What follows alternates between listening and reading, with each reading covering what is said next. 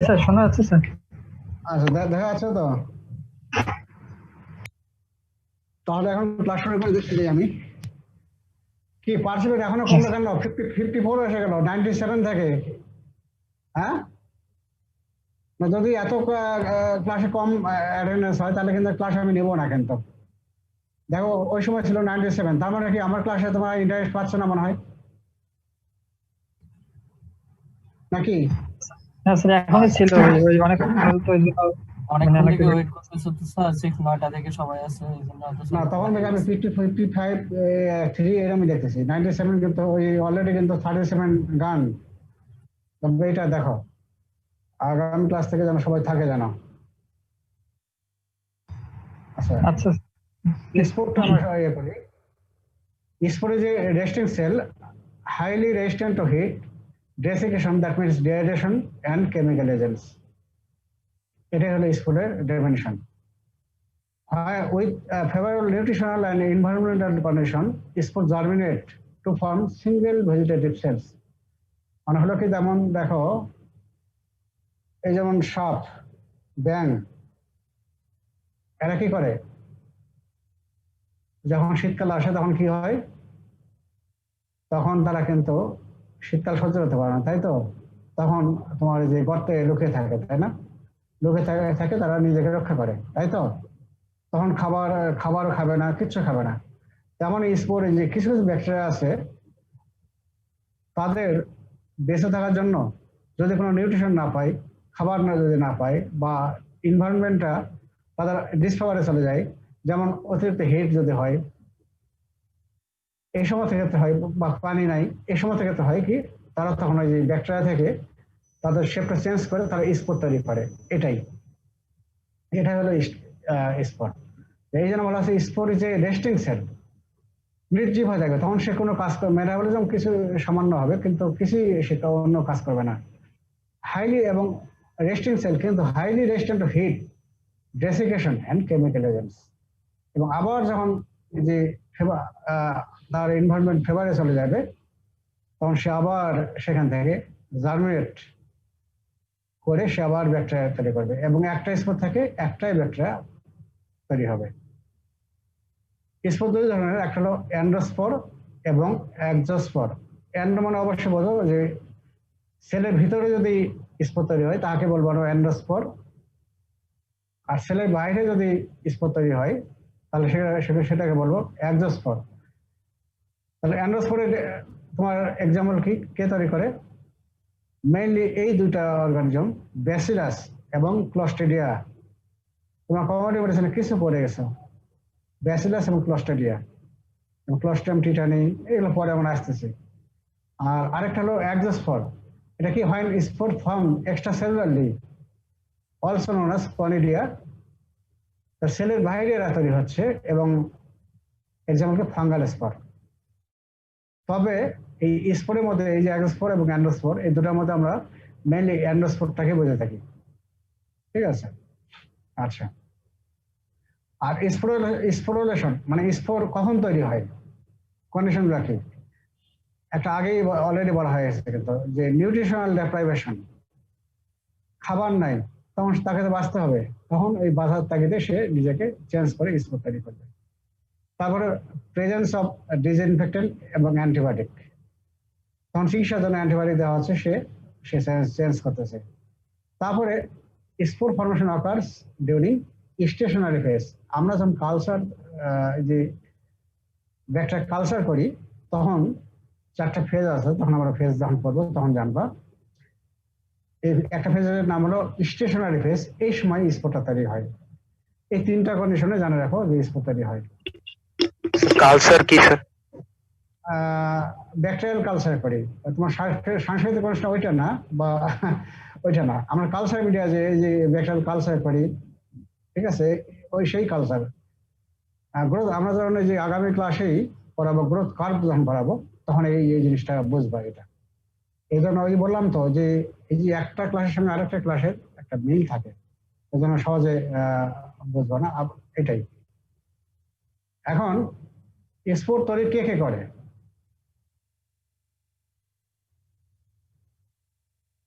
Spore তৈরি করে তোমার হলো স্পোর ফর্মিং ব্যাকটেরিয়া, একটা হলো গ্রাম পজিটিভ ব্যাসিলাই, এটা মেইনলি দুইটা ফ্যামিলি, একটা ব্যাসিলাস এবং দুই নম্বর হলো ক্লোস্ট্রিডিয়াম। ব্যাসিলাসের মধ্যে অনেকগুলো তোমার স্পেসিস আছে, যেমন তার মধ্যে ইম্পর্টেন্ট হলো ব্যাসিলাস অ্যানথ্রাসিস, ব্যাসিলাস সিরিয়াস, তারপর ব্যাসিলাস সাবটিলিস, আরো অনেক আছে। দুটা আপাতত জানে রাখো। ব্যাসিলাস যখন বলবো আরো স্পেসিস কি আছে আমরা তখন জানবো। তারপর ক্লোস্ট্রিডিয়াম, এটা একটা ফ্যামিলি, এই ফ্যামিলির মধ্যে অনেকগুলো আছে। এটাও যখন ক্লোস্ট্রিডিয়াম আমরা যখন পড়াবো তখন এটা আরো অনেক জানবো। আপাতত এই কয়েকটা নাম জানে রাখো, যেমন ক্লোস্ট্রিডিয়াম টিটানি, টিটানাস করে, ক্লোস্ট্রিডিয়াম বটুলিনাম ফুড পয়জনিং করে, ক্লোস্ট্রিডিয়াম পারফেনজেস যেটা করে হলো গ্যাস গ্যাংগ্রেন, আরেকটা হলো ক্লোস্ট্রিডিয়াম ডিফিসিল, মেইনলি গ্রাম পজিটিভ ব্যাকটেরিয়া করে। আর তোমরা পরে আদার ব্যাকটেরিয়ার মধ্যে যেমন গ্রাম পজিটিভ কক্কাসের মধ্যে স্পোরো সার্সিনা, আর গ্রাম নেগেটিভ ব্যাসিলাসের মধ্যে কক্সিলা বার্নেটি। তো একটা বলে রাখি, যখন তোমরা রিটেনে লিখবা তখন তোমরা এই দুটাই লিখবা, একটা হলো গ্রাম পজিটিভ ব্যাসিলাই এবং আদার ব্যাকটেরিয়া, তাই তো? কিন্তু ভাইভাতে যখন বলবা তখন তোমরা প্রথম বলবা যে ব্যাসিলাস এবং ক্লোস্ট্রিডিয়াম, এই দুটাই বলবা। তারপর ব্যাসিলাসের এক্সাম্পল কয়েকটা দেবা এবং ক্লোস্ট্রিডিয়াম এর কয়েকটা এক্সাম্পল দেবা, ঠিক আছে? এখন স্পোরের স্ট্রাকচার আমরা পড়বো। সেন্ট্রালি যেটা থাকে সেটাকে বলি আমরা কোর। তারপরে পরে স্টেজে কোরকে তোমার সারাউন্ডিং করে থাকে সেল মেমব্রেন। তারপরে থাকবে তোমার হলো স্পোর ওয়াল, স্পোর ওয়ালের চৌদিকে থাকবে কর্টেক্স, তারপরে থাকবে স্পোর কোট এবং বাইরে হলো এক্সোস্পোরিয়াম। যেমন ফিগারে দেখো, এখানে ফিগারটা অত ভালো আসে নাই, এই মাঝখানের কালো অংশটা দেখো নিউক্লিয়াসের মতো, এটাই হলো তোমার স্পোর কর্টেক্স, স্পোর কোর, ঠিক আছে?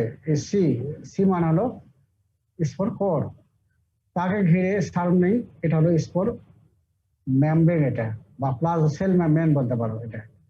এরপরে হলো তোমার স্পোর কর্টেক্স, তারপরে এটা সেল ওয়াল, আর বাইরে এটা হলো এক্সোস্পোরিয়াম।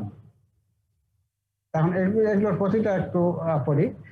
কোরটাই মেইন দেখো, কোরে কি কি থাকে, একটা নিউক্লিয়াস থাকবে, কমপ্লিট নিউক্লিয়াস থাকবে, প্রোটিন সিনথেসাইজিং অ্যাপারেটাস এবং এনার্জি জেনারেটিং সিস্টেম, তিনটা জিনিস থাকবে।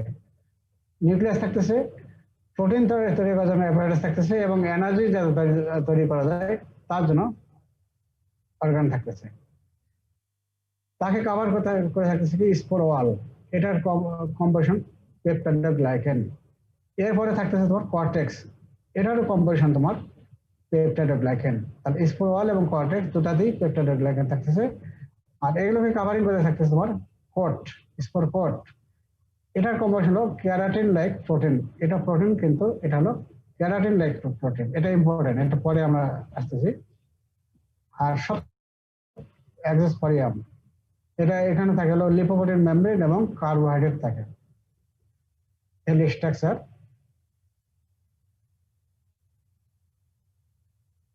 এগুলো সব তোমার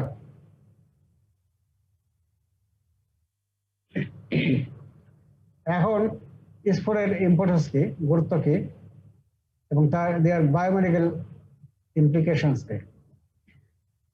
অনেক পরীক্ষায় কিন্তু আসে তোমার ইম্পর্টেন্ট ফিচার্স অফ স্পোর্স, এটা ভাইভাতে ধরা হয় বা রিটেনও আসে। কয়েকটা পয়েন্টস আছে দেখো, হাইলি রেজিস্ট্যান্ট টু হিট, তারপরে পরের ইয়েতে দেখো highly resistant to many chemicals, they can survive for many years, তারপর কি they exhibit no measurable metabolic activity. তারপর স্পোর তৈরি হয়, spore form when nutrients are insufficient but germinate to form bacteria when nutrients become available. তারপর কি spore আর produced by only 2 genera of bacteria। এই হলো 6টা ক্রাইটেরিয়া, এগুলো এখন আমরা ডিসকাস করি। হাইলি রেজিস্ট্যান্ট টু হিটিং,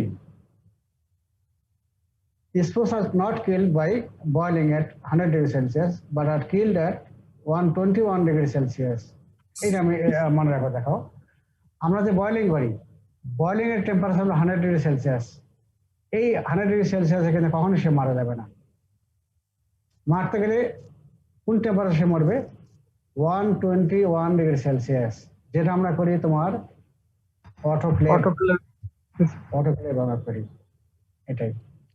তো এই জন্যই দেখো, এই জন্য আমরা করি কি, মেডিকেল ইমপ্লিকেশনটা কি, আমরা যখন এই মেডিকেল যন্ত্রপাতি, সেটা মাইক্রোবায়োলজি হোক, মেডিসিন সার্জারি, যে ডিপার্টমেন্টে হোক না কেন, এই মেডিকেল যে ইনস্ট্রুমেন্ট গুলো, এগুলো আমরা হিট করি অটোক্লেভের মাধ্যমে। এবং এখানে করা হয় কি, medical supplies must be heated to 121 degrees Celsius for at least 15 minutes to be stabilized. Pressure একটা আছে, ওটা পরে বলতে, পরে অটোক্লেভ যখন করবো তখন আমরা জানবো। Highly resistant to many chemicals, যেমন কি most of the disinfectant due to thick keratin like coat of the spore। এই যে আগে বলা স্পোরের একটা কম্বিনেশন দেখলা, keratin like প্রোটিন দেখলা না, সেটার জন্য কিন্তু they are resistant to many chemicals including most disinfectant। এই জন্য এগুলো কি only solutions designated as sporicidal will kill spores। এখন স্পোরিসাইড সলিউশন কি কি আছে এগুলো আমরা পরে পড়বো, যখন আমরা বেশ করে যে স্টেরিলাইজেশন করবো তখন এগুলো জানবো। আপাতত শুধু নামটা জানা রাখো। They can survive for many years, especially in the soil। যেমন ধরো এই যে আমরা গ্রামে চাষ করি, তাই তো, ধান আবাদ করি বা সবজি আবাদ করি, সেখানে কি হয়, কাউ ডাং, গোবর দেওয়া হয়, তারপরে কাউ ডাং দেওয়া হয়, তারপর হর্স ডাং দেওয়া হয় না, এগুলোতে কিন্তু তোমার হলো স্পোর থাকে, ঠিক আছে। এখন মাঠে যখন দেওয়া হচ্ছে তখন এগুলো করে কি, স্পোর গুলো অনেক বছর ধরে থাকতে পারে। এখন তারা এখানে বেঁচে আছে, নির্জীব অবস্থায় বেঁচে আছে। এখন এই সময় ধরো মনে করো কখনো হইলো যে রোড ট্রাফিক অ্যাক্সিডেন্ট হলো, বা যে কোনো কারণে সে পড়ে গেল, আঘাত লাগলো। এখন রোড ট্রাফিক অ্যাক্সিডেন্ট হলে হবে কি, যদি এই যেখানে স্পোর্ট আছে সেই স্পোর্টের কন্টামিনেট যদি হয় ইনফেক্টেড জায়গায়, তাহলে তার সেখান থেকে টিটাস হওয়ার সম্ভাবনা থাকে। এই জন্য বলা হচ্ছে they can survive for many years, especially in the soil। Medical implication কি, when contaminated with soil can be infected with spores and cause disease such as tetanus এবং গ্যাস গ্যাংগ্রেন। তারপরে they exhibit no measurable metabolic activity। আগে আমি বলছি যে যখন এই ব্যাং বা সাপ কি করে, শীতকালে কিছুই খাবার খায় না, তার মেটাবলিক অ্যাক্টিভিটি নাই বললেই চলে। ঠিক স্পোরের তেমন একটা ক্যারেক্টার, সে এক্সিবিট নো মেটাবলিক অ্যাক্টিভিটি। এবং যখন মেটাবলিক অ্যাক্টিভিটি থাকে না, তখন আমরা যদি কোনো অ্যান্টিবায়োটিক দিই, তার অ্যান্টিবায়োটিক তার বিরুদ্ধে কোনো কাজ করতে হবে না। এই জন্য মেডিকেল ইমপ্লিকেশন কি, antibiotics are ineffective against spores because antibiotic act by inhibiting certain metabolic pathways of bacteria. Also, spores code is impermeable to antibiotic। দুটা কারণে স্পোর অ্যান্টিবায়োটিক কাজ করতে পারছে দুই কারণে, একটা হলো মেটাবলিক পাথওয়েটা নাই, আরেকটা হলো স্পোরের যে কোডটা আছে সেটা ইম্পারমিয়েবল টু অ্যান্টিবায়োটিক। স্পোর তৈরি হয় কখন সেটা আমরা অলরেডি জেনে গেছি, যখন নিউট্রিশন যখন ইনসাফিসিয়েন্ট তখন তৈরি হচ্ছে। আবার স্পোর থেকে আবার জার্মেট মানে ব্যাকটেরিয়া হচ্ছে কখন, যখন আবহাওয়া যখন তার অনুকূলে যাচ্ছে। এই জন্য বলা হচ্ছে spores form when nutrients are insufficient but germinate to form bacteria when nutrients become available। তাহলে মেডিকেল ইমপ্লিকেশন কি, যেমন ধরো তোমার রোড ট্রাফিক অ্যাক্সিডেন্ট হলো, টিটানাস হলো বা গ্যাস গ্যাংগ্রেন হলো, তো ওই সময় আমরা যদি গ্রাম স্টেন করি তাহলে কিন্তু তোমার স্পোর পাওয়া যাবে না। কি জন্য, যেখানে তোমার যে আঘাত লাগলো সেখানে কিন্তু খাবার কিন্তু প্রচুর সে পাবে, কিন্তু তারপর ওই সময় কিন্তু স্পোর তৈরি হবে না। ওই সময় যদি আমরা গ্রাম স্টেন করি তাহলে কিন্তু স্পোর পাবো না, ব্যাকটেরিয়া পাবো। সেই কথা বলা হয়েছে যে spores are not often found at the site of infection because nutrients are not limiting সেখানে খাবার পর্যাপ্ত আছে, যার ফলে স্পোর তৈরি হবে না। Bacteria rather than spores are usually seen in gram stain spares। আর পরে এটা কি, spores are produced by members of only two genera of bacteria such as bacillus এবং ক্লস্ট্রিডিয়া। এটাই হলো তোমার ফিচার। তাহলে ফিচার এখানে কিন্তু যখন তোমার পরীক্ষার কোশ্চেন তোমার যে ফিচারটা চাইবে তখন শুধু এই সাইটে দাও, highly resistant heating, highly resistant to many chemicals including most disinfectant, তারপরে they can survive for many years, smell in the soil, they exhibit no metabolic activity, তারপরে স্পোর তৈরি হয় কখন, যখন nutrients are insufficient but germinate to form bacteria when nutrients become available। আর spore তৈরি করে কি only two genera, যেমন Bacillus or Clostridium। এই হলো তোমার স্পোরের ক্রাইটেরিয়া। পরের স্লাইডে আসো, এই যে স্পোর হাইলি রেজিস্ট্যান্ট কেন, কজটা কি? আগে স্পোরের তোমার জানছো যে থিক ক্যারাটিন লাইক কোট, স্পোরে যে স্পোর কোটের চৌদিকে থাকে ক্যারাটিন লাইক কোট থাকে, এটার জন্য হাইলি রেজিস্ট্যান্ট। তারপর mainly due to partial dehydrated state, পানির পরিমাণ কম থাকে, low water content protoplast, thus denaturation of protein and nucleic acid। তারপরে আরেকটা হলো rich calcium content also contribute to the পরিমাণ বেশি থাকে। আরেকটা হলো লো মেটাবলিক অ্যাক্টিভিটি, যার কারণে তোমার স্পট রেজিস্ট্যান্ট। তাহলে থিক ক্যারাটিন তার কম করে একটা হলো কি তার কোটটা ক্যারাটিন লাইক কোট আছে, ক্যালসিয়াম বেশি, তারপরে তোমার পানি কম থাকে, আরেকটা হলো লো মেটাবলিক অ্যাক্টিভিটি। এই চারটা কারণে তোমার হাইলি রেজিস্ট্যান্ট। এখন এই স্পোর খারাপ দিক কি আমাদের ডিজিজ করতেছে, তাই তো, টিটানাস করে। কিন্তু স্পোরের ভালো দিক কি আছে যে স্পোর নিয়ে আমরা কিছু কাজ করতে পারি, যেমন স্টেরিলাইজেশন আমরা যখন করি সেই স্পোরটাকে আমরা ব্যবহার করি। অটোক্লেভ ঠিকমতো ফাংশনিং করতেছে কিনা এটা দেখার জন্য আমরা ওই স্পোর যে ব্যাকটেরিয়া, কিছু ব্যাকটেরিয়া আছে যারা স্পোর তৈরি করে, তারা ডিজিজ করে না, কিন্তু ডিজিজ করে না সে সমস্ত কিছু ব্যাকটেরিয়া নেই, যেমন ব্যাসিলাস স্টেরিওথার্মোফিলাস এটা নেই, আরেকটা হলো ব্যাসিলাস সাবটিলিস। কি জন্য নেই? they are destroyed at 121 degrees Celsius in 10 to 20 minutes. Autoclave temperature 15 minutes। এই জন্য যদি দেখা যায় যে এই ব্যাকটেরিয়াটা মারা গেছে তাহলে বুঝবো যে অটোক্লেভ ঠিকমতো কাজ করতেছে। Bacillus subtilis destroyed at 105 degrees Celsius in 5 minutes। এই দুটো আমরা স্প্রে ব্যবহার। তাহলে এই হলো তোমার স্পোর গেল। এখন পর্ব তোমার হলো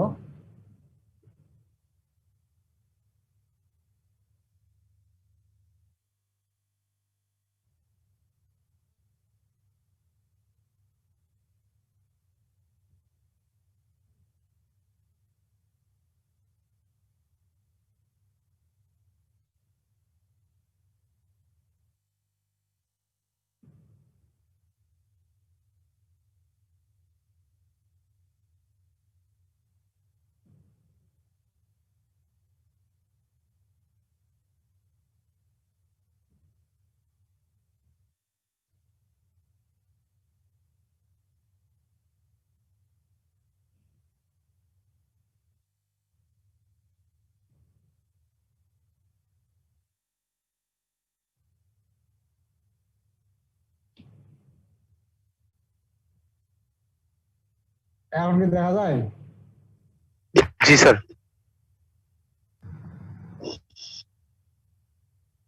এখন আমরা পড়বো স্টেনিং।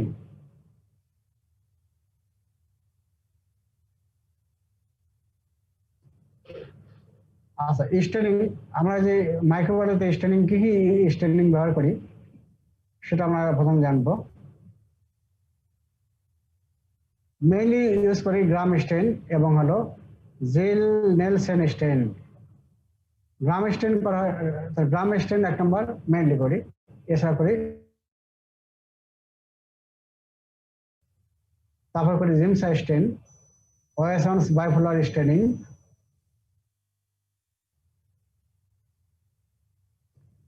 তারপর হলো ফ্লোরোসেন স্টেন। ফ্লোরোসেন স্টেনের মধ্যে অরামিন অ্যান্ড রোডামিন, আর হলো অরেঞ্জ, 7 নম্বর হলো মিথাইলিন ব্লু স্টেনিং। এই 7 ধরনের স্টেনিং আমরা ব্যবহার করি। তো প্রথম স্লাইডে যাই আমরা। গ্রাম স্টেন। গ্রাম স্টেন কি যেন করি? টু আইডেন্টিফাই গ্রাম পজিটিভ আর গ্রাম নেগেটিভ ব্যাকটেরিয়া মেইনলি। আর জিল নেলসন স্টেন এটা করি টু ডিটেক্ট মাইক্রোব্যাকটেরিয়াম, যেমন মাইক্রোব্যাকটেরিয়াম টিউবারকুলোসিস, মাইক্রোব্যাকটেরিয়াম ল্যাপ্টি, এগুলো করি। জিল নেলসন স্টেন। অ্যালবার্ট স্টেন করি কি যেন? To diagnose corynebacterium diphtheria. তোমার কমিউনিটি মেডিসিন পড়ে আসছো, কি করে? Diphtheria sir. ডিপথেরিয়া। তো এই ডিপথেরিয়া করে। তো এখন তো ডিপথেরিয়া বলতে গেলে নাই বললেই চলে। তারপরে এখন এই যে তোমার এই যে রোহিঙ্গা ক্যাম্পে কিন্তু হচ্ছে ক্ষেত্রে এখন, এই কারণে অ্যালবার্ট স্টেন হয়। একটু জানতে হবে, আমি পড়াবো না, মনিকাতে দেখে নেবা। আচ্ছা, এরপরে জিমস স্টেন আমরা কিছু কিছু করি টু ডিটেক্ট প্যারাসাইটিক ডিজিজ, যেমন প্লাজমোডিয়াম, ম্যালেরিয়া যেটা করা হয়, এটা করার জন্য করি। ক্লামিডিয়া করার জন্য আমরা দেখার জন্য আমরা জিমস স্টেন করি। মোটামুটি এগুলোই। এছাড়া করতে পারি বাইপোলার স্টেনিং আর ফ্লোরোসেন্ট স্টেন করতে করি যখন আমরা ইলেকট্রন মাইক্রোস্কোপি, যখন ফ্লোরোসেন্ট মাইক্রোস্কোপি ব্যবহার করি তখন কিছু ওই যে এই স্টেনগুলো ব্যবহার করি। ওয়ারাবিন আর রডাবিন এগুলো সব জায়গায় হয় না, এগুলো বিশেষ করে ওই রিভাইরাল ল্যাবে হয়, যেমন এই যে আইসিডিডিআরবি, আইডিসিআর, এগুলোতে হয়। তারপর বিএসএম সেখানে কিছুটা ব্যবহার করে, অন্য জায়গায় ব্যবহার নাই বললেই চলে। এটা এই সমস্ত স্টেন আমরা ব্যবহার করি। তাহলে প্রথমটা হলো কি? গ্রাম স্টেনিং। তো এগুলো আমরা কিন্তু প্র্যাকটিক্যালটা না করলে বোঝানো মুশকিল, এগুলো প্র্যাকটিক্যাল আছে। স্যার স্টেইনিং বিষয়টা কি স্যার? স্টেনিং মানে হলো যে রং করা, স্টেইন। রং করবো আমরা যেমন বাড়ি ঘর রং করি, তাই তো? ঠিক ওই রকমই ব্যাগটাকে দেখার জন্য, ব্যাগটা তো ডাইরেক্টলি দেখা যাবে না, তাকে রং যদি না করতে পারি তাহলে তাকে দেখা যাবে না। এই জন্য আমরা কিছু স্টেন রং করে থাকি। সহজ বাংলা এটাই, পরে আগে শেষ করে দেখো। এই গ্রাম স্টেনিং এটা পরে আসি।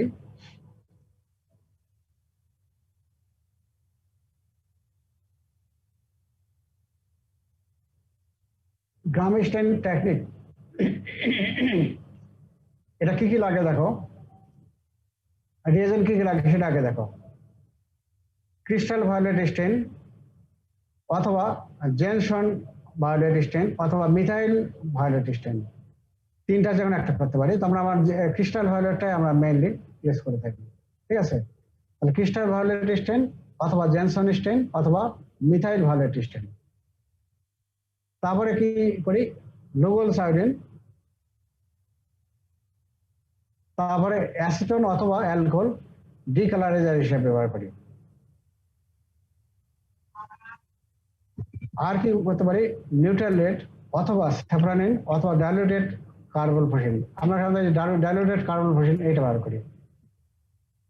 চারটা, একটা হলো ক্রিস্টাল ভায়োলেট স্টেন বা জেনসন স্টেন বা মিথাইল ভায়োলেট স্টেন, লুগোল সায়োডিন, অ্যাসিটল অথবা অ্যালকোহল ডিকালারাইজার হিসেবে করি। তারপর নিউট্রাল রেড অথবা স্যাফরানিন অথবা ডাইলুটেড কার্বনফসিন, এই কয়েকটা আমরা ব্যবহার করি। টেকনিকটা একটু জানো।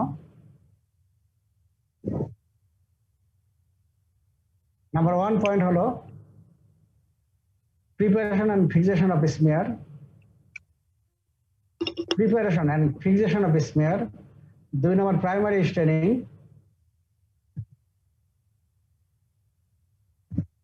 3 নম্বর মডারেটিং। 4 নম্বর হলো ডিকালারাইজেশন। 5 নম্বর হলো কাউন্টার স্টেনিং। এই 5টা পয়েন্ট আমরা ভাগ করছি। এখন কিভাবে করতেছি দেখো। প্রথম পয়েন্ট হলো preparation and fixation of smear. তোমরা ফিজিওলজিতে অলরেডি সম্ভবত করছো, তোমার স্টেনিং স্মিয়ার কিভাবে তৈরি করা হয় দেখো না? ব্লাড নিয়ে তোমরা ব্লাড নিয়ে স্প্রে করা দেখো নাই, দেখছো কিনা? জি স্যার দেখছি স্যার।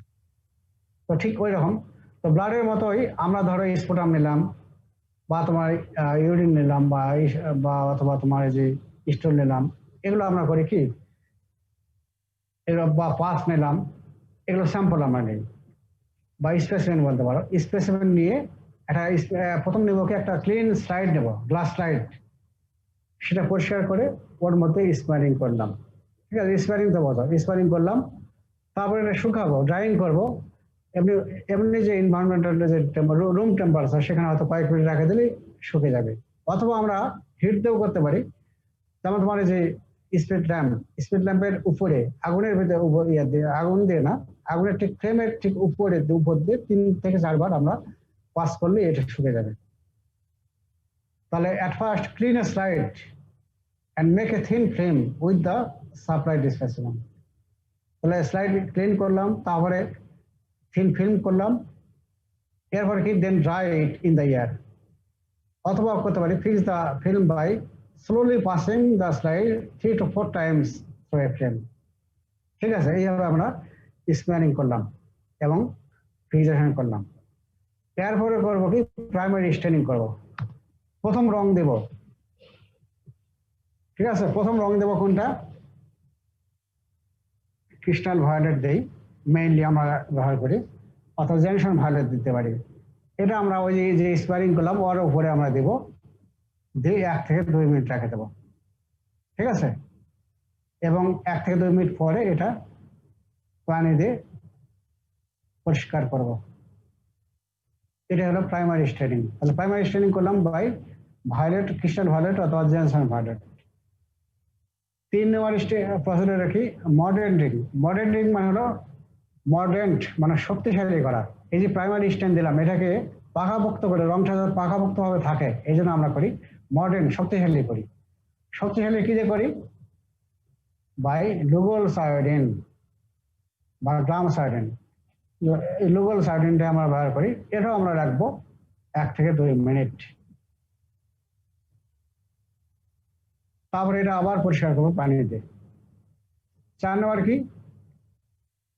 এই মডার্ন ড্রিং শক্তিশালী করলাম, করার পর আবার ওই জিনিসটাকে আবার ডিকালারাইজ করবো, রংটাকে আবার ধুয়ে দেব,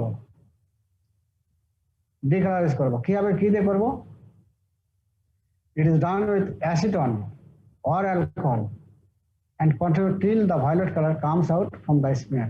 মানে কয়েক সেকেন্ড রাখলে এটা ডিকালারাইজ হয়ে যাবে। তারপর পানি দিয়ে আবার পরিষ্কার করবো। এরপর আবার করবো কি, আবার আমরা কাউন্টার স্টেনিং করবো। কাউন্টার স্টেনিং দিয়ে করবো, নিউট্রাল রেড স্টেন দিয়ে করতে পারি, অথবা ডাইলুট কার্বন ফোসিন পাওয়া যায়, সেটা 1:10 ডাইলুশন আমরা করি। যখন প্র্যাকটিক্যাল করবো তখন বুঝবো, তখন আবার 2 মিনিট রাখবো। এরপর আবার এটা পানিতে পরিষ্কার করবো, করে শুকাই নেবো, শুকাই নিয়ে তারপর আমরা মাইক্রোস্কোপে দেখবো 40 পাওয়ারে। এই হলো 5টা স্টেপ। তাহলে আমরা প্রথম কি করলাম, 1 নম্বরে যে প্রথম স্পেসিমেন নেব, সেটা তোমার স্পুটাম হতে পারে বা তোমার পাস হতে পারে, ব্লাড হতে পারে, স্টোল হতে পারে, ইউরিন হতে পারে। এগুলো নিলাম, নিয়ে আমরা একটা পরিষ্কার স্লাইড নিয়ে এটা পরিষ্কার করে তারপর ওখানে স্প্রে করলাম, করে রুমে রাখলাম, শুকাবো। অথবা আমরা কি স্পিড ল্যাম্পের উপর দিয়ে 3 থেকে 4 বার স্লোলি পাস করাবো, তাহলে সে শুকে গেল এবং ফিক্সেশন হলো। 2 নম্বরে কি আসলো, তারপরে স্টেনিং করো। ওটাকে যেটা প্রথম দেখছি ওটাকে বলো প্রাইমারি স্টেনিং। প্রাইমারি স্টেনিং কি করবো, বাই কি crystal violet sir. Crystal violet mainly, আর জেনসন ভায়োলেট করা যাবে। ওইটা আমরা রাখবো 1 থেকে 2 মিনিট। রাখার পরে ওটা আবার পরিষ্কার পানিতে পরিষ্কার করবো। 3 নম্বর কি মডার্ন ড্রিং, তাই তো, যে প্রাইমারি স্টেন দিলাম, এটা আরো রংটা পাকাপোক্ত ভাবে থাকে, এটা শক্তিশালী করার জন্য আমরা করবো কি দিলাম লুগোল সায়োডিন। এটাও আমরা 1 থেকে 2 মিনিট রাখলাম, রাখার পরে আবার পরিষ্কার করবো। করার পরে 4 নম্বর স্টেজে কি আবার ওটাকে ডিকালারাইজ করবো বাই হয় অ্যালকোহল দিয়ে করতে পারি অথবা অ্যাসিড দিয়ে করতে পারি, অ্যালকোহল অথবা অ্যাসিড দিয়ে করতে পারি। কয়েক সেকেন্ড রাখি, ফিউ সেকেন্ডের মধ্যে এটা ডিকালার হয়ে যাবে। তারপরে কাউন্টার স্টেন করবো বাই মেইনলি আমরা এখানে করি ডাইলুটেড কার্বন ফ্লুশিন দিয়ে আমরা করি। এরপর পানিতে পরিষ্কার করে নিয়ে শুকায় দেওয়ার পর তারপর আমরা 40 পাওয়ার রেঞ্জ আমরা দেখবো। এই procedure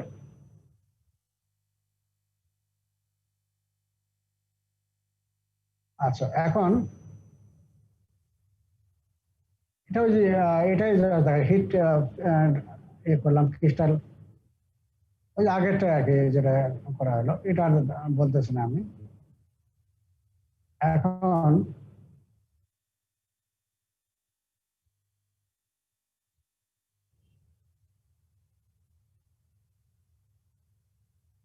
principles of gram straining. Gram straining এর মূল নীতিটা কি এটা জানতে হবে। তোমরা যদি পেপটাইডোগ্লাইকেন, এই যে সেল ওয়াল পড়ানো হলো তাই তো, সেল ওয়ালে কি পেপটাইডোগ্লাইকেন থাকে, হ্যাঁ, আর কি থাকে আউটার মেমব্রেন। এই জিনিসটা ভালো করে যদি বুঝে থাকো তাহলে কিন্তু তোমাদের এই ক্লাসটা মানে বুঝতে সুবিধা হবে।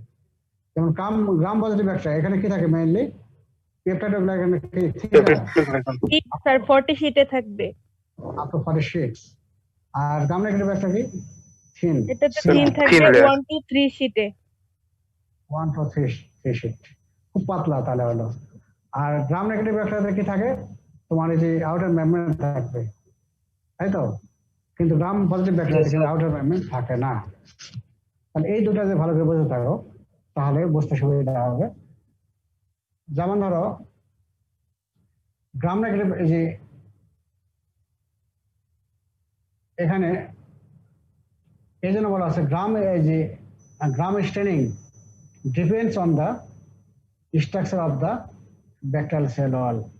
সেল স্ট্রাকচার বলতে বোঝাচ্ছে পেপটাইডোগ্লাইকেন এবং আউটার মেমব্রেন, এই দুটাকে আমি বোঝাচ্ছি। এটার উপর ভিত্তি করে কিন্তু কোনোটা গ্রাম পজিটিভ হবে, কোনোটা গ্রাম নেগেটিভ হবে। কিভাবে হচ্ছে দেখো, কি কারণে হচ্ছে দেখো। এখন গ্রাম positive bacteria have thick peptidoglycan layer on their cell wall, thick peptidoglycan layer on their cell wall. এই কারণে কি হচ্ছে, following straining with dry such as crystal violet and treatment with iodine, যেমন লোকাল সার্টেন দিলাম, প্রথম দিলাম primary স্টেন দিলাম crystal violet, তারপর দিলাম কি লোকাল সার্টেন দিলাম।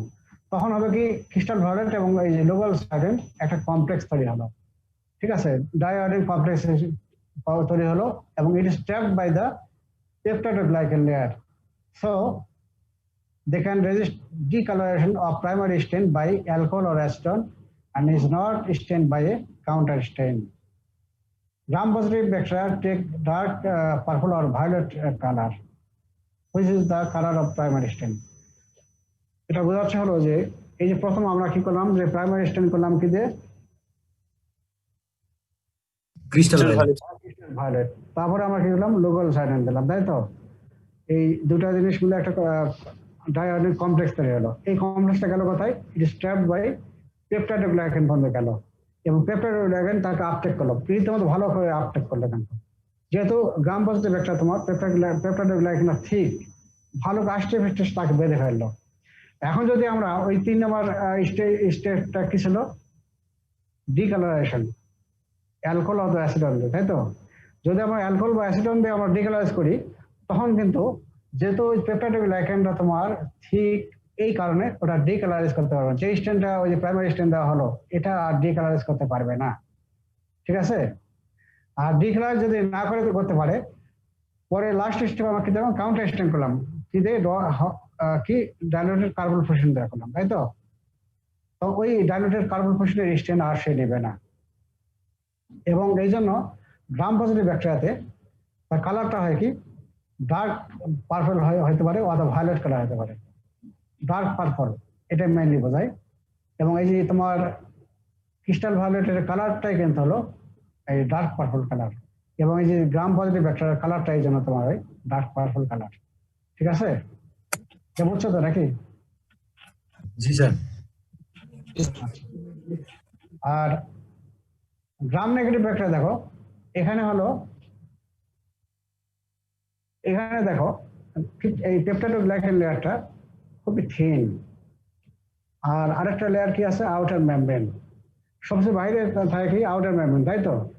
এখন তুমি প্রাইমারি স্ট্রেন গুলা ক্রিস্টাল ভায়োলেট, তারপর লোকাল সাইডেন দিলা, এই ডাইআয়োডিন কমপ্লেক্স হলো, die iodine plus iodine complex হলো, এটা কিন্তু তোমার এই যে পেপটাইডোগ্লাইকান পর্যন্ত যাইতে পারবে না, কি জানো? এই আউটার মেমব্রেন প্রিভেন্ট করবে, বা সামান্য পরিমাণে গেল পেপটাইডোগ্লাইকান পর্যন্ত গেল, সামান্য পরিমাণে গেল। তো যদি যাই তখন যদি আমরা ডিকালারাইজ করি বাই অ্যালকোহল অর অ্যাসিডন, তখন যেহেতু সে যাইতে পারেনি অথবা সামান্য গেছে, তখন ইজিলি কিন্তু ওই যে তোমার সেটা ডিকালারাইজ হয়ে যাবে। ডিকালারাইজ যখন হয় তাহলে তখন সেখানে কোনো স্ট্রেন থাকলো না। স্ট্রেন যদি না থাকে তখন আমরা যদি যখন কাউন্টার স্ট্রেন করবো বাই ডাইলুটেড কার্বন ফুসিন, তখন সেই কালারটা সে নেবে, ঠিক আছে? তারপরে ওই যে ডাইলুটেড কার্বন ফুসিন ওর কালারটা রেড, তখন এই যে এই ব্যাকটেরিয়ার রংটাও হবে রেড। বুঝলা তো? গ্রাম negative bacteria have a thin peptidoglycan layer. Outer membrane is present outside the peptidoglycan layer. This outer membrane prevents the primary stain from reaching the peptidoglycan layer, so they cannot prevent decoloration by alcohol or acetone. And diiodine complex is easily removed alcohol or acetone. So the gram negative vector takes counter stain in gram method. তাহলে আবার বলি যে গ্রাম positive bacteria এর পেপটাইডোগ্লাইকানটা থিকার। এখন primary strain আমরা crystal violet করলাম, পরে আমরা মডার্ন করলাম বাই লোকাল সাইডিন। তো লোকাল সাইডিন প্লাস তোমার ক্রিস্টাল ভায়োলেট একটা ডাই আয়োডিন কমপ্লেক্স তৈরি করলো।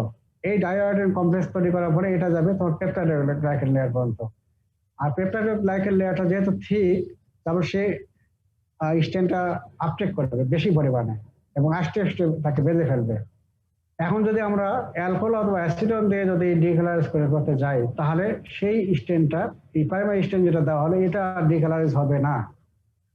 আর ডিকালারাইজ না হওয়াতে আমরা যখন কাউন্টার স্ট্রেন করবো যে হট ডাইলুটেড কার্বন ফুসিন দ্বারা, তখন কিন্তু আর কিন্তু সেই কালারটা নেবে না।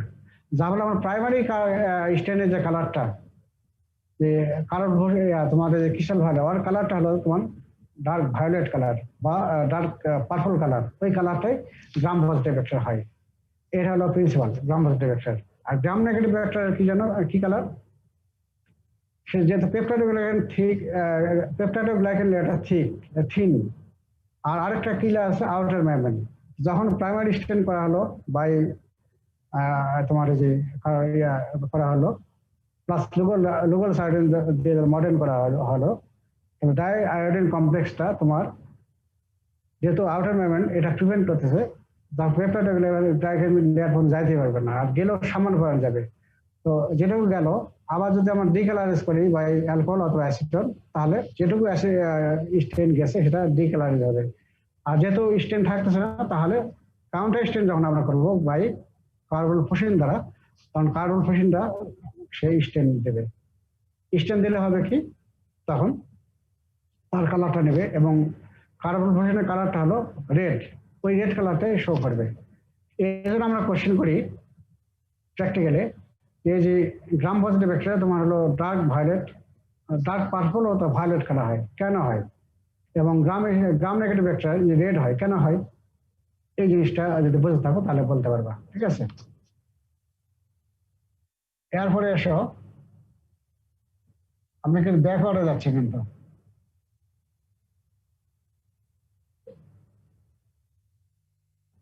ব্যাকওয়ার্ডে যাচ্ছি হলো এখন এখানে দেখো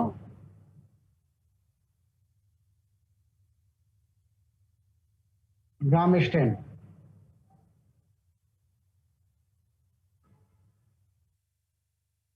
এখানে কি এই যে গ্রাম স্ট্রেন প্রসিডিওর প্রথম শুরু ডেভেলপ করে 1884, অনেক দিন আগে, কিন্তু 100 বছর আগে, তাই না? 100 বছর আগে অনেক হয়ে গেছে, 100 বছর, 140, 150 বছর কাছাকাছি হয়ে গেছে। And this staining procedure developed in 1884 by the Danish physician Christian Gram. Christian Gram, Christian Gram, এর নাম অনুযায়ী কিন্তু স্টেনের নাম হয়েছে গ্রাম স্টেন। একজন সায়েন্টিস্ট, একজন বিজ্ঞানী, একজন ডাক্তারের নাম অনুযায়ী কিন্তু নাম হলো গ্রাম স্টেন। ঠিক আছে?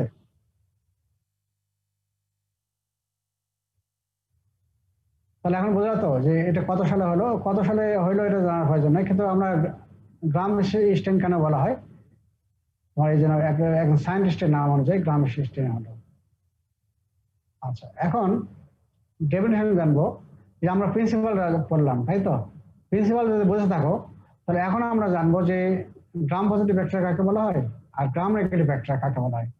এখন বুঝবো, দেখো, when bacteria are stained with crystal violet and mordant with Lugol iodine, some bacteria resist decoloration by alcohol or acetone and others do not. The bacteria which resist are called gram-positive bacteria, and those which are decolorized are called gram-negative bacteria. তাহলে এখন বলতে পারো তো গ্রাম positive bacteria কাকে বলা হয়, গ্রাম negative bacteria কাকে বলা হয়? অনেকে কিন্তু এটাই বলতে পারে না যে গ্রাম পজিটিভ ব্যাকটেরিয়া কাকে বলা হয়, গ্রাম নেগেটিভ ব্যাকটেরিয়া কাকে বলা হয়। এই ডেফিনেশনটা অবশ্যই জানবা। আর মাইক্রোবায়োলজি পড়ে যদি তুমি গ্রাম পজিটিভ ব্যাকটেরিয়ার ডেফিনেশন ডিফাইন না করতে পারো, গ্রাম নেগেটিভ ব্যাকটেরিয়া ডিফাইন না করতে পারো, সেটা কিন্তু লজ্জার একটা ব্যাপার। এটা বেসিক নলেজ। তাহলে ক্রিশ্চিয়ান গ্রাম এটা তৈরি করলো, এবং তোমার যখন লিখবা, যখন অনেকে যে গ্রামটা ওই জিটা ছোট হাতের লাগে, তোমার জিটা কিন্তু ছোট হাতে লিখবে না। যেমন গ্রাম পজিটিভ ব্যাকটেরিয়া, গ্রাম নেগেটিভ ব্যাকটেরিয়া, তখন এই যে জিটা কিন্তু সবসময় বড় হাতের লিখবে। কি জন্য? একজন মানুষের নাম প্রথম অক্ষরটা কি বড় হাতের হয় না? এটাও কিন্তু বড় হাতের। এই জন্য গ্রাম স্টেন, ক্রিশ্চিয়ান গ্রাম এটা আবিষ্কার করলো 1882 সালে। তাহলে ডেফিনেশন আবার বলি, when bacteria stain with crystal violet, তাহলে প্রথমে স্টেন করলাম কি ক্রিস্টাল ভায়োলেট, মডার্ন করলাম Lugol iodine, তারপর আমরা কি করবো ডিকালারাইজ করবো বাই অ্যালকোহল অর অ্যাসিটন, তাই তো? তাহলে গ্রাম পজিটিভ ব্যাকটেরিয়া কি করতেছে, রেজিস্ট করতেছে, তারা ডিকালারাইজ হচ্ছেই না। তাহলে একে এদেরকে বলবো। আবার গ্রাম নেগেটিভ ব্যাকটেরিয়া কি করতেছে, তারা রেজিস্ট করতেছে, তারা রেস্ট করতেছে না, ডিকালারাইজ হচ্ছে। তাহলে যারা তোমার যে ডিকালারাইজ হচ্ছে সেটা গ্রাম নেগেটিভ ব্যাকটেরিয়া, আর যেটা রেস্ট ডিকালারাইজ হচ্ছে না সেটা হলো গ্রাম পজিটিভ ব্যাকটেরিয়া। এই তোমার হলো ডেফিনেশন। এখন এই গ্রাম পজিটিভ গ্রাম স্টেনিং আমরা কি জন্য করবো? To identify the bacteria whether it is gram positive or gram negative. এখন গ্রাম পজিটিভ আর গ্রাম নেগেটিভ ব্যাকটেরিয়া এটা আমরা কি জন্য জানবো? আমরা চিকিৎসা দেব তখন কোন অ্যান্টিবায়োটিক আমরা দিব সেটার ভ্যালু কিন্তু এই যে গ্রাম স্টেনের উপর। যেমন গ্রাম পজিটিভ ব্যাকটেরিয়াতে যে অ্যান্টিবায়োটিক কাজ করবে, গ্রাম নেগেটিভ ব্যাকটেরিয়াতে সেই অ্যান্টিবায়োটিক কাজ করতে পারবে না। যেমন পেনিসিলিন জি, এটা যদি গ্রাম নেগেটিভ ব্যাকটেরিয়াতে দেই তাহলে কিন্তু সে কাজ করবে না, কিন্তু সে গ্রাম পজিটিভ ব্যাকটেরিয়াতে কাজ বেশি করবে, তাই তো? এই কারণে এটা utility in the identification of many bacteria. একটা হলো whether it is gram positive or gram negative, আর আরেকটা করবো কি, আর গ্রাম পজিটিভ গ্রাম নেগেটিভ জানতে কি জন্য, for choice of antibiotic, because in general gram positive bacteria are more susceptible to penicillin G than gram negative bacteria. এই হলো utility. Principal তো already আমরা জানছি, প্রসেসর জানলাম। স্যার আজকে স্টেন পর্যন্ত রাখেন স্যার, 4.5 ঘন্টা হয়ে যাচ্ছে। আচ্ছা, এখন রেজাল্টটা কি আসে, যে আমরা স্টেন করলাম, তাই তো? স্টেনটা কি আসে, গ্রাম পজিটিভ একটা অলরেডি আমরা পড়ছি, আসতে পারে বা ভায়োলেট কালার আসতে পারে। আর গ্রাম নেগেটিভ একটা কি আসবে, কি কালার আসবে? রেড কালার আসবে। ইস্ট সেল যেমন ফাঙ্গাস, এটাও আসবে ডার্ক পার্পল। তারপরে গ্রাম নেগেটিভ একটা তোমার যে রেড কালারটা ধরে রাখো। এপিথেলিয়াল সেল আসবে পেল রেড, ওয়াস সেল আসবে হলো রেড। এই হলো রেজাল্ট। এখন আমরা এই দেখো ফিগার দেখো, এখানে দেখো এই গ্রাম পজিটিভ ব্যাকটেরিয়া দেখো, গ্রাম পজিটিভ কক্ষায় এই যে এখানে দেখো তো দেখা যাচ্ছে এই যে ভায়োলেট কালার দেখো, ভায়োলেট কালার বলতে পারো বা তোমার ডার্ক পার্পল কালার বলতে পারো। দেখো এই যে গোলাকার দেখো তো ক্লাস্টার ফর্মে আছে, এটা হলো স্টেফিলোকক্কাস। হ্যাঁ, এগুলো হলো তোমার গ্রাম পজিটিভ ব্যাকটেরিয়া কক্কা এগুলো। আবার এই যে মাঝখানে দেখো তোমার নিউট্রোফিল দেখছো তাই তো, এগুলো কেবল পাঁচ সেল। এই যে দেখো পাঁচ সেল, এই যে লোব আছে, লাল কালার আছে না, দেখো দেখো তো লাল কালার আছে না, এবং এবং লোব আছে দেখো। পাঁচ সেল কি? পাঁচ সেল হলো dead neutrophil sir, dead neutrophil. এই ডেড নিউট্রোফিল গুলো এখানে দেখাচ্ছে। আর একটা ফিগার দেখো গ্রাম নেগেটিভ ব্যাকটেরিয়া, এখানে দেখো গ্রাম নেগেটিভ ব্যাকটেরিয়া, এখানে দেখো এটা এটা হলো গ্রাম নেগেটিভ কক্কাই। আর ব্যাসিলাই হলে তোমার কক্কা হলে তোমার রাউন্ডেড হবে, আর ব্যাসিলাই যদি হয় তাহলে রড শেপ হবে। এখানে দেখো এই যে দেখো এই দেখো এটা ডিপ্লোকক্কা, মানে হলো দুটো কক্কা একসঙ্গে থাকে। দেখো এই যে দুটো একসঙ্গে আছে দেখো, এবং রেড কালার। পরে যখন প্র্যাকটিক্যাল করবা তখন আরো ভালো করে দেখবা। আর পাঁচ সেল এগুলো দেখাচ্ছে।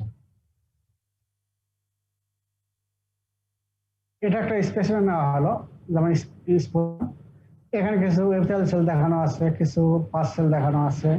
আর পাশাপাশি দেখো এই চেইন আকারে দেখো কিছু কিছু আছে গ্রাম পজিটিভ কক্ষায় দেখো, বোঝা যাচ্ছে অনেকগুলোই দেখো। হ্যাঁ, এটা হলো গ্রাম, এই যে ভায়োলেট কালার দেখো। এখানে দেখো এটাতে আরো ভালো বোঝা যাচ্ছে, পরেরটা দেখো এগুলো পাঁচ সেল, সাইডে দেখো ডিপ্লোকক্কা দেখাচ্ছে এটাতে। আর আগেটা দেখালো ক্লাস্টার হবে কক্কা, অনেকগুলো কক্ষায় আছে। রিপোর্ট কিভাবে করবো? Number of bacteria present, bacteria present আছে কিনা, আর প্রেজেন্ট থাকলে এটার সংখ্যাটা আমরা নির্ণয় করবো। সংখ্যাটা আমরা অ্যাকচুয়ালি আমরা ওই যে একটা দুটা তিনটা এইভাবে দিতে পারি না, আমরা করি ম্যানি অনেকগুলো আছে, নাকি মডারেট নাম্বার আছে, নাকি ফিউ বা স্ক্যান্ডি নাম্বার আছে। এই তিন ভাগে আমরা মানে উল্লেখ করে থাকি। তারপরে এটা গ্রাম পজিটিভ ব্যাকটেরিয়া না গ্রাম নেগেটিভ ব্যাকটেরিয়া এটা দেখবো। তারপরে পাঁচ সেল আছে কিনা সেটা দেখবো। তারপরে এপিথেলিয়াল সেল আছে কিনা এগুলো দেখবো। এইগুলো আমরা দেখি। তাহলে আমরা কি দেখলাম? একটা হলো number of bacteria present, whether it is number many, moderate, or few or scanty. Gram reaction of the bacteria, whether it is gram positive or gram negative. তারপর মরফোলজি মানে অ্যারেঞ্জমেন্টটা কেমন থাকে, সেটা তোমার কক্ষায় মানে রাউন্ডে থাকতে পারে, ডিপ্লোকক্কায় মানে দুটো কক্ষা একসঙ্গে থাকবে, অথবা তোমার রড শেপ থাকতে পারে, অথবা কক্ষ ব্যাসিলা মানে হলো ওই যে রাউন্ডেরও থাকে, আবার তোমার রড শেপ দুটো একসঙ্গে থাকে। আর পাঁচ সেল আছে কিনা, এপিথেলিয়াল সেল আছে কিনা, এই জিনিসগুলো আমরা রিপোর্ট করে থাকি। আর একটা এপিথেলিয়াল সেল আছে কিনা, ফাঙ্গাস আছে কিনা, ইস্ট সেল আছে কিনা। এই হলো গ্রাম সিস্টেম। তাহলে এই গ্রাম স্টেনের উপরে ভিত্তি করে ব্যাকটেরিয়াকে আমরা ভাগ করে থাকি দুই ভাগে, একটা গ্রাম পজিটিভ ব্যাকটেরিয়া আর একটা হলো গ্রাম নেগেটিভ ব্যাকটেরিয়া। গ্রাম পজিটিভ ব্যাকটেরিয়া কি? এক্সাম্পল কি, all cocci are gram positive except Neisseria and Brunhamella. আর গ্রাম নেগেটিভ ব্যাকটেরিয়া কি কি আছে? all bacilli are gram negative except Corynebacterium, Bacillus, Clostridium, Actinomyces, Listeria, Erysipelotrix, এই কয়টা হলো গ্রাম পজিটিভ। এখন এখানে কিন্তু তোমাদের এই যে আমি ক্লাসিফিকেশনটা বলছি, এটা কিন্তু তোমাদের মনে রাখার সুবিধার্থে। তোমরা যখন ভাইভাতে বলবা, হয়তো বলবো যে গ্রাম পজিটিভ ব্যাকটেরিয়া বলো, কয়েকটা নাম বলো। যদি এইটা বলো আমরা কিন্তু এটা মানবো না, কিন্তু বা রিটেনে লেখো এটা মানবো না, কিন্তু এটা জাস্ট তোমাদের মনে রাখার সুবিধার্থে। আমরা যখন আরো ব্যাকটেরিয়া যখন পড়বো, সিস্টেমিক ব্যাকটেরিয়া যখন পড়বো, তখন এই ফর্মুলাটা জানলে তোমার সুবিধা হবে এবং ভবিষ্যতে তোমার বলতে সুবিধা হবে, মনে রাখতে সুবিধা হবে। এই জন্য এই ফর্মুলাটা খালি জানো যে যতগুলো কক্ষা আছে সবগুলোই গ্রাম পজিটিভ ব্যাকটেরিয়া এক্সেপ্ট এই নাইসেরিয়া। এই নাইসেরিয়া এটা জানা খালি, অল কক্ষার গ্রাম পজিটিভ এক্সেপ্ট নাইসেরিয়া।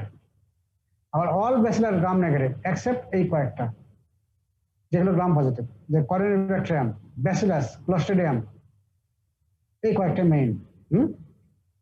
তাহলে এই হলো ক্লাসিফিকেশন। এখন এই গ্রাম স্টেনিং, কিছু কিছু ব্যাকটেরিয়া আছে যেগুলো গ্রাম স্টেনিং করা যায় না। কি কারণে? মাইক্রোব্যাকটেরিয়া, যেমন মাইক্রোব্যাকটেরিয়াম টিউবারকুলোসিস, একে কিন্তু গ্রাম স্টেনিং করা যায় না। কি জানো, এখানে লিপিড লেয়ারটা বেশি এবং লিপিডের মধ্যে থাকে মাইকোলিক অ্যাসিড থাকে। মাইকোলিক অ্যাসিড এটা কিন্তু তোমার গ্রাম স্টেন যেটা আছে এটাকে সে টেক আপ করবেই না। ওটাকে আমরা অ্যাসিড ফার্স্ট স্টেন করি বা জিল নেলসন স্টেন করি। ট্রেফোনোমা প্যালিডাম যেটা করে সিফিলিস, তাই তো, এটাও গ্রাম স্টেন নেয় না। কি জন্য? এটার ওয়ালটা খুবই থিন, যাবে সে স্টেন নেবেই না। এটা স্টেন না করে আমরা ডার্ক ফিল্ড মাইক্রোস্কোপি দ্বারা আমরা দেখতে পারি, অথবা আরেকটা স্টেন আছে ফ্লোরোসেন্ট স্টেন আছে, সেটা করে দেখে করতে পারি। তবে ডার্ক ফিল্ড মাইক্রোস্কোপি এটা দিয়ে আমরা দেখি। মাইক্রোপ্লাজমা নিউমোনি, এখানে সেল ওয়াল নাই, আর সেল ওয়াল যদি না থাকে তাহলে তো সে স্টেন নেবেই না, তাই না? বা থাকলেও খুব সামান্য, এই জন্য সে স্টেন নেবেই না, এই জন্য একে স্টেন করাই যায় না। আরো কি আছে? লেজনিলা নিউমোনি, এটাও করা যায় না। তারপর কিছু আছে ক্লামিডিয়া, এটাকেও তোমার স্টেন করা যায় না। রিকেটশিয়া, এই দুটাকে করা যায় না। ক্লামিডিয়া এবং রিকেটশিয়া কি জানো, এগুলো ইন্টারসেলার, মানে সেলের ভিতরে থাকে, যা ফলে এগুলো স্টেন করা যায় না, গ্রাম স্টেন করা যায় না। রিটেনে আসে, ভাইবা তো আমরা ধরি না। তাহলে গ্রাম স্টেন কি করা আছে না? একটা হলো মাইক্রোব্যাকটেরিয়াম টিউবারকুলোসিস, তাই তো, মাইক্রোব্যাকটেরিয়াম এখানে তোমার লিপিড লেয়ার বেশি থাকে এবং মাইক্রোলিক অ্যাসিড বেশি থাকে, যার ফলে গ্রাম স্টেন সে টেক আপ করবেই না। ওই কারণে সেখানে আমরা করি অ্যাসিড ফার্স্ট স্টেন করি অথবা জিল নেলসন স্টেন করি। তারপরে ট্রেফোনোমা প্যালিডাম, এটা ওয়ালটা থিন, যার ফলে এটা গ্রাম স্টেন নেবে না, এটা এখানে আমরা করি ডার্ক ফিল্ড মাইক্রোস্কোপি। তারপরে মাইক্রোপ্লাজমা নিউমোনি, এটা সেল ওয়াল নাই বা সেল ওয়াল থাকলে সামান্য। তারপরে তোমার হলো ক্লামিডিয়া রিকেটশিয়া, এটা হলো ইন্ট্রাসেলুলার ব্যাকটেরিয়া, এগুলো তোমার স্টেন নেবে না। এই কয়েকটা। তাহলে কালকে আমরা এই যে জিল নেলসন স্টেন কালকে পড়বো এবং এর সঙ্গে আমরা পড়বো ব্যাকটেরিয়াল নিউট্রিশন অ্যান্ড ফিজিওলজি, এটা আমরা পড়বো, ঠিক আছে? আচ্ছা স্যার। আজকে খুব টায়ার্ড নাকি?